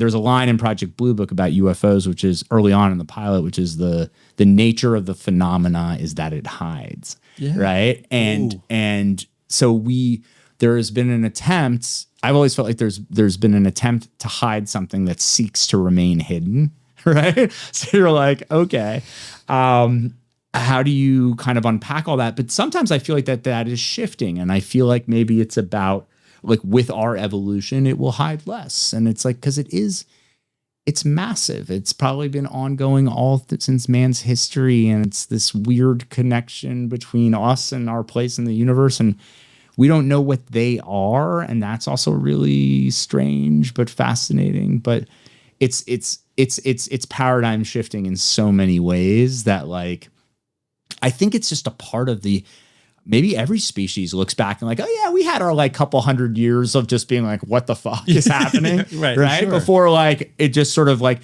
prepared and primed us for like some sort of shift. But I do think it'll happen. I sort of think it is happening gradually. And I think that may be the only way it can happen. I mean, listen, it could happen tomorrow, where it's just like, holy, if they show up Independence Day, and it's just like, holy shit. It's like they're hovering over every major city, and it's undeniable. Yeah. But it doesn't, in a good way, at least, it doesn't seem like it's going to happen that way. And it doesn't seem like it wants it to happen that way. Let me ask you that. Yeah. You touched on that it is a phenomenon that hides. Right. Which is like, it's one of the hardest things to deal with, because it's like, well, why are you hiding? Right. So two questions. Like, what do you think they're hiding for? And I want to ask you too, Chad. Yeah. What do we think they're hiding for? And as of right now, what do you think they are? What form, and where are they from? Okay, sure. Chad, do you want to go first on that? Only because I know I've been talking a lot. That's why you're here. Yeah. Maybe you should go first, because I have like two different angles of looking at this whole disclosure concepts. Yep. Well, the way so it's interesting with the hiding thing. I think one of the ways that we have determined that these weird things we've seen in the sky are under some intelligent control is that they evade when you go after them, like in 1952 in the Washington, D.C. UFO wave that we got to dramatize on the show, right? They run, they evade, like, so it's, that it responds to us. So that's an interesting aspect of it. The evasion of it, I mean, the way I sort of look at why it hides is really to protect us. I think that if we are talking about like that, it wants a very slow drip, drip, drip of like, hey, we're here. That would be a natural way to do it. That it would not just be like, we're here all at once. But then you have these like strange events like the Phoenix Lights or something where 10,000 people see a V-shaped thing in the sky. And it's like, and you have, but that maybe that the actual evasion, the hiding aspect of it is part of the slow revelation that we're here. What are they doing? Right. So then it's like the bigger question is like, well, what are they and what do they want? Yeah. Right. I've always been suspicious of they are nuts and bolts interplanetary vehicles with aliens inside of them. You've been suspicious of that. I've been suspicious of that. Not to say that maybe suspicious is the wrong word. I've always been like, I'm not sure that that's the answer. It always felt like it was even weirder than that, right? Like I was like, are they just from like a nearby star system and they're just kind of here, and listen, it's possible that is what's going on, especially once you start hearing theories like, well, that these biological grays might actually be like android in some nature or robotic or biologically engineered. And they're not really, they're like a part of the craft or these other things. And then you're like, wow, that's, like, there's that idea. I've always really liked the idea, at least from a storytelling standpoint, that maybe they are us in the future, and that UFOs are time machines. Yep. But then that raises all kinds of questions of like, why are they fucking with our timeline and why are they coming back here? And why not, if that's the case, why not come back and say, hey, this is who we are you, and we want to help you avoid that's right this the catastrophe pitfalls. Or something. That's right. That's right. Yeah. And then the other theory I've been liking a lot lately, and I like them all. I mean, the interdimensional thing is fascinating. I go through different phases where I think one is more true than the other. I used to really not give this theory much merit, because I used to be like, that's nuts. But now I'm really starting to like embrace it more, is the ultra-terrestrial idea, which is the notion that, and I know you guys know what it is, but is the idea that like they evolved maybe somewhere in between like the dinosaurs and the modern man to such a place that they are like practically like energy themselves and can, go into the water and manifest as orbs, but also kind of shapeshift and become beings and things, and that they've kind of been here all along, or they maybe even predate dinosaurs, and like, or something like that. I used to not give that so much weight for some reason, and now I'm sort of like, well, how do we know? Like, there's massive gaps of millions of years where something natural could have evolved on the planet. It would certainly explain why they're here, and it would certainly explain why they're interested in our weapons stuff, because it's like it's their planet also. To some degree. Yeah, right. But interdimensional, spiritual in nature, I'm sort of open. Yep. I oscillate sometimes. It could, and it could be a variety of different things too. I'm very comfortable with the idea of them being something that is in the oceans and has been there for forever. Right. And maybe at some point it did come from another planet. Right. But ultimately, I think that a lot of these things, this is their home as well. Right. So this idea that they're visitors, well, they might be visiting from a different part of Earth, but I don't think this is our planet, like solely ours. Right. And coming to terms with the idea that we're not the apex predator on this planet is a lot to swallow.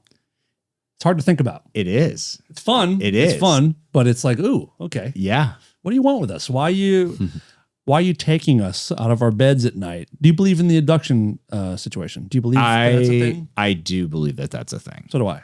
I do believe that that's a thing. I think that too many people have reported. It's one of two things.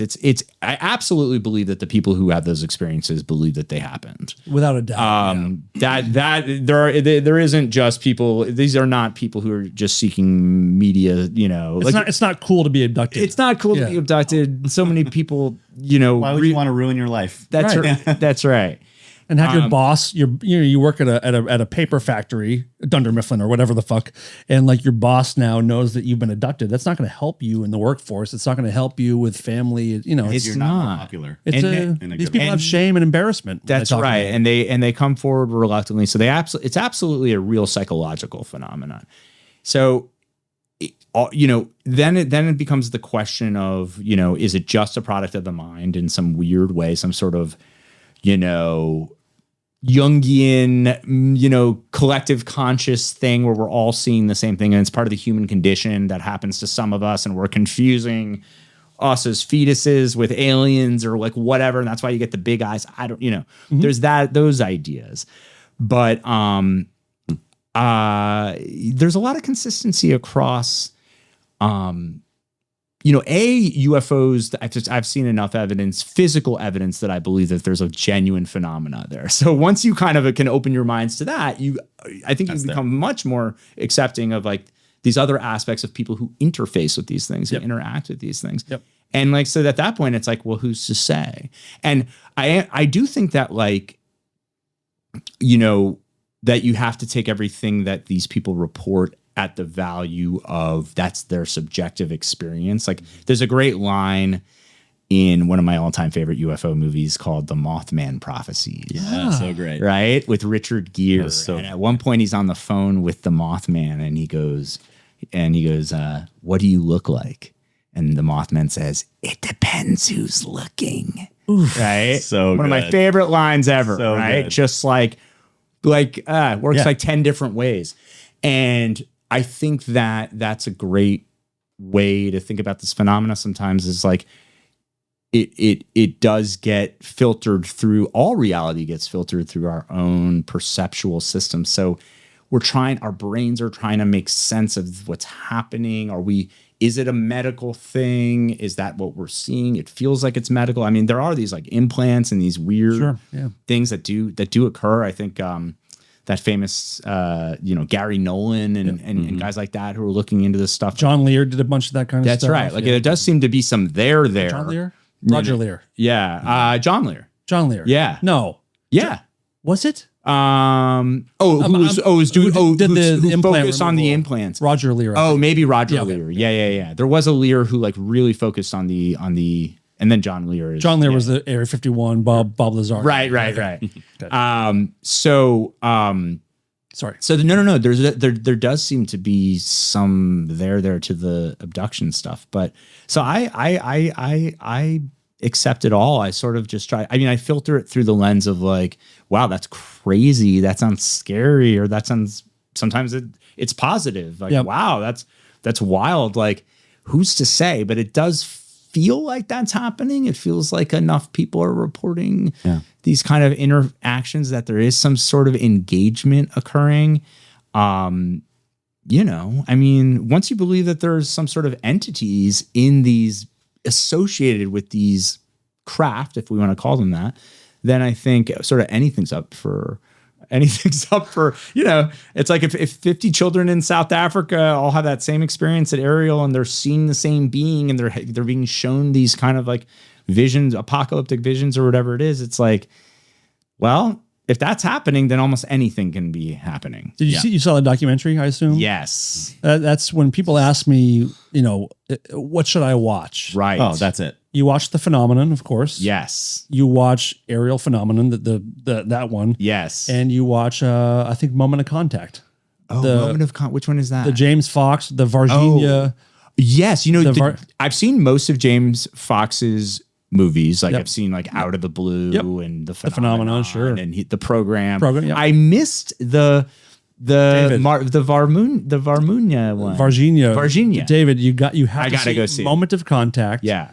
Is astounding. It's the Brazilian Roswell. That's right. But with creatures. Creatures like wandering around a town where like one of them, a police officer grabs a being and puts him into a police car. Oh my God. That policeman died 2 days later of a horrendous infection from whatever he was touching. Wow. And is this the one? Is this the same case that like George Knapp investigated? Nope, on that's his Colares. net? Okay, because that one was fascinating Colares, too. Where, Brazil. like these things are coming down from the sky and, and hitting people with beams and stuff. Yeah. Yep. And apparently there's video of all of that entire That's right. attack.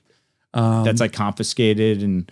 But Moment of Contact is easily one of the most compelling cases out there. Oh, I gotta watch that one. I don't know if it's public yet, but James Fox has some new information on that case. Speaking to him at Contact in the Desert, he there's some new information, some major information. He's going to be reworked into a cut of the movie soon. That's great. Yeah, I mean, he's awesome. He's I know people.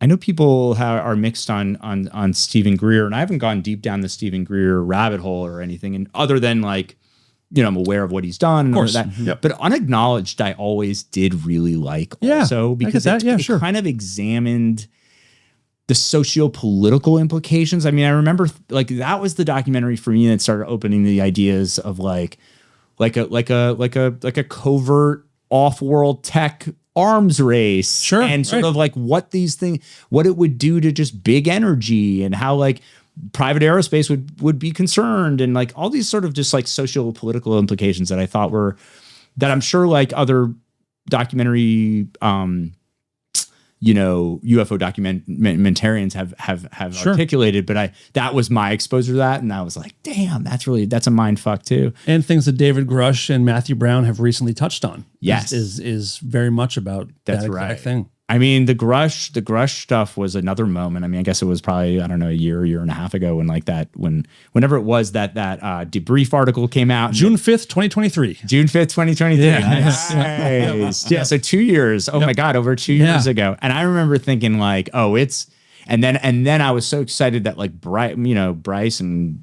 Ross, or I knew Ross had the interview with him and Bryce was involved and I was like, talking to Bryce, I was like, dude, it's happening. Like, it's fucking over. Like, game over. Like, this shit is happening. And then, of course, like everything, it's like fizzles. It's amazing what people have done, but it's also amazing what it will take. And I get it because it's a paradigm shift, reality shattering. People want to dig in. It's like, how many people, like even now, I mean, I'm sure you guys have these people in your lives too, like have come up to you and been like, wait, is this shit like is this real? All this crap that you like blabber on about at 3 a.m. Like, is this there like, something to for it? For real? Well, that's why I think there's like two different directions that disclosure can go. Yeah. Like, the government can come out and like have like, Trump could come out and like do a big speech, right. Or it's just going to be an evolutionary shift with everybody's experience. And it's going to be like a slow introduction, like when everybody gets open to it and starts experiencing these things themselves. Yep. That it's like a personal disclosure. Yeah. And like maybe that's the way it's like I feel that's actually making more progress. I do too. Than the government disclosure right now. I wonder if we all need to kind of if enough people have to kind of get to that place before like, like I always wonder that too, if like we're being subtly pushed by like, by forces outside of humanity. Sure. By maybe some forces within humanity too, who kind of know the truth, but understand that like it's going to take it's how do you get over these massive hurdles? It's a lot of onboarding. Yeah, that's right. It's a lot of onboarding. It's like you're starting a new job and it's all these different like. All right, but 8 billion, gather around 8 billion people. Yeah. But I think it'll snowball because when you take into account all these different phenomena happening that are kind of simultaneous and we're saying that they're kind of tied together and whatnot, it makes sense as an outside perspective what humanity is going through right now with the technological advances, communication advantages. Like we're hearing these stories so easily now, and like we're sharing this, which is opening us up. And from the telepathy tapes and all these types of things, that's opening up, and we're seeing this window into this next step of humanity. That's I think going to help push things along in this personal disclosure movement, which I'm in more support of, honestly. Because I don't trust anything the government says anyway. Like they'll come out and they'll be like, full disclosure, here's like a craft. Right. I'm like, well, at this point, like you probably just made that shit. Yeah, it's coming from you. I don't. Yeah, that's right. I don't want that. That's right. I want to. It's a journey we're all on our own. Yeah. And people come to it at different times in different ways. And then, people that are experiencers, like they don't need to hear it from the government that it's real. Like they know it. That's right. They've been face to face. They've been on a craft. They've touched a being or been touched by a being, or, there's sightings. There's certain sightings where you're like, okay, I am completely on board with this being not us. Right. It's unavoidable at a certain point. Yeah. It is. It's an evolution. It is an evolution. What got you guys into this subject? Just to throw it back at you, or do your listeners already know the answers to this? Oh, they do. But I'm happy to tell you. Yeah. I E.T. was my first movie, so I think that kind of just like I was like 2 years old, and my dad said I was just glued to the screen. Yeah. But like late '80s, just kind of like in my elementary school, at the library, there was like 4 or 5 random UFO books. Yeah. And I was like, oh, cool. Like dinosaurs are cool and firemen and that's all cool. But like, what's this? Yeah. And flipping through and seeing some of those old, like the Billy Meyer photographs. Right. Which are considered to be fakes by most people. Right. And I think they probably are too, but I'm not going to write them off completely. Yeah. They are pretty interesting. They're fascinating. Yeah. And then Ed Walters, who was part of his book right here, the Gulf Breeze sightings. I have an old Gulf Breeze book too. I went through that phase too with the Gulf Breeze. Yeah. That was crazy. There was a whole flap down there. There was. So that kind of stuff just drew me in right away. And then, I saw something wild when I was like 16 or 17. Saw like a triangle craft. Oh, wow. Kind of over my house.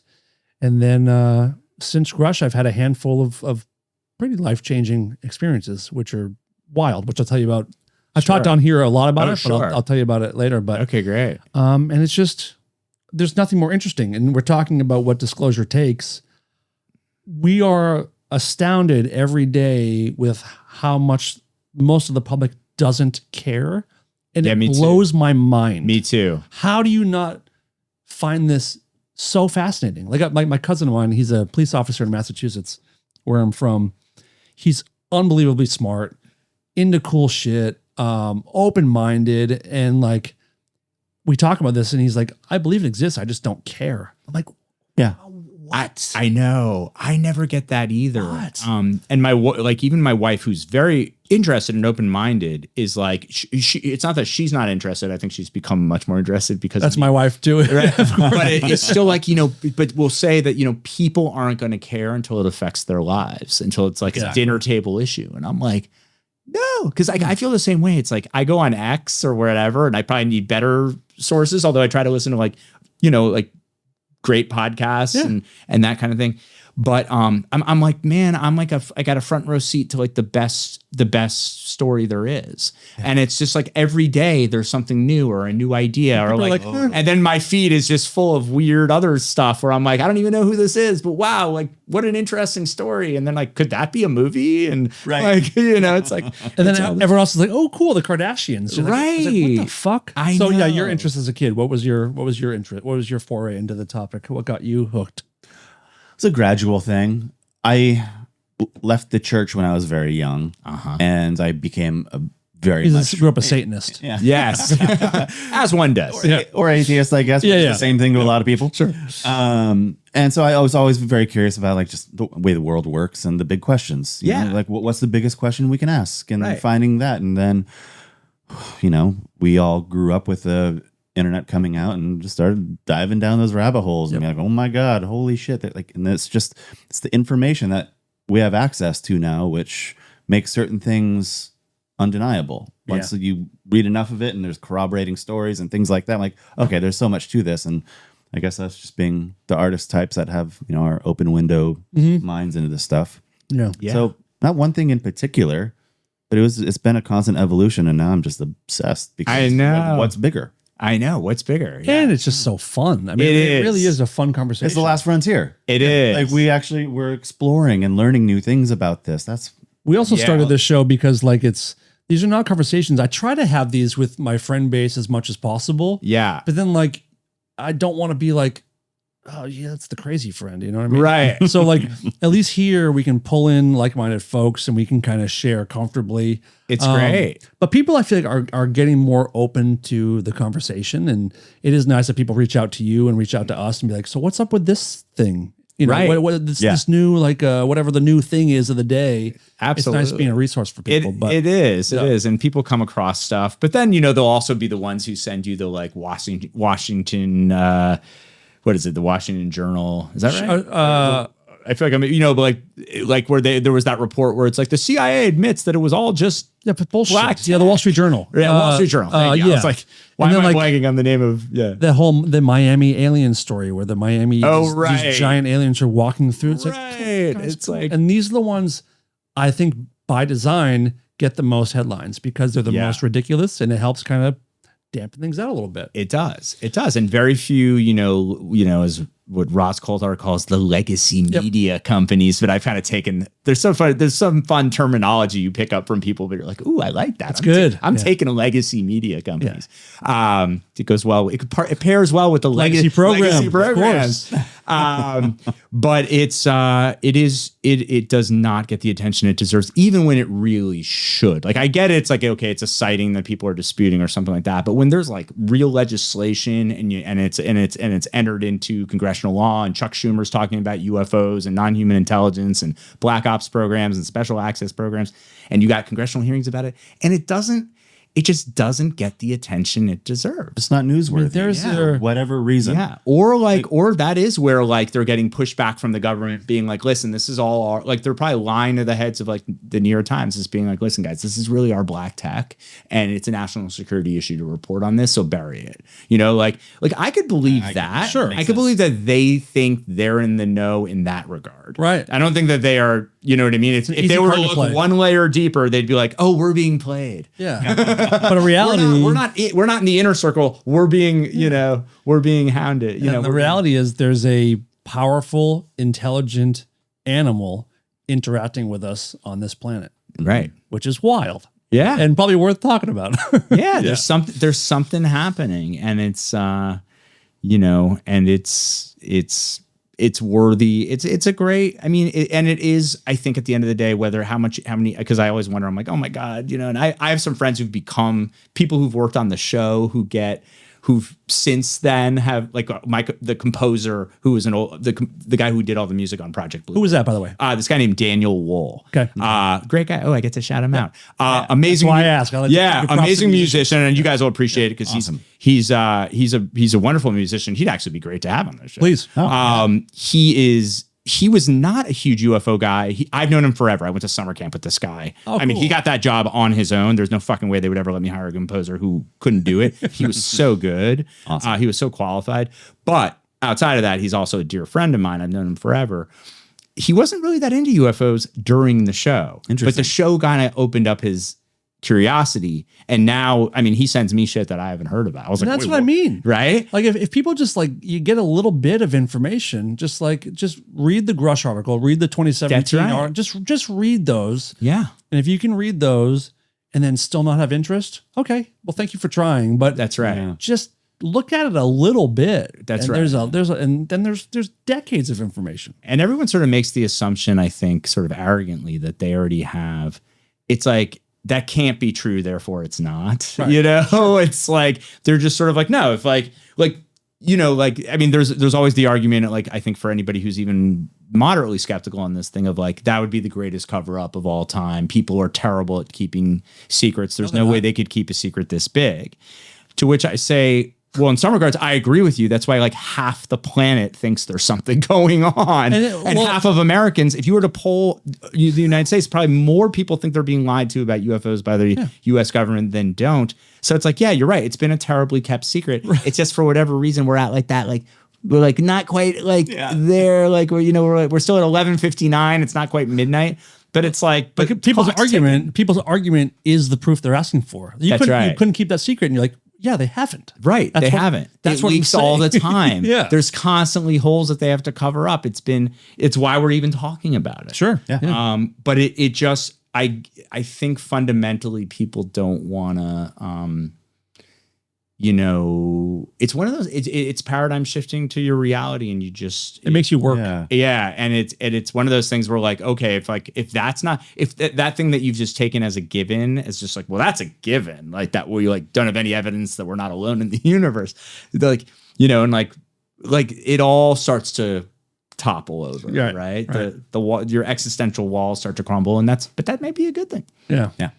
Well, David, this has been a really, really awesome conversation. Totally. Likewise. We're going to have to absolutely have you back. Please. To do this again. This is so fun. What are you working on in the meantime? So what can I talk about?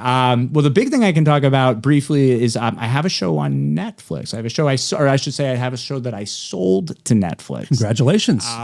Which thank you so much. I hear they're doing well. They're going to do pretty good for maybe themselves. you've heard of them. Got a good future. So, just a script right now. I'm hoping that they want to make the show. So they hate to kind of announce what their development is. So that's why there hasn't been any press about it or anything.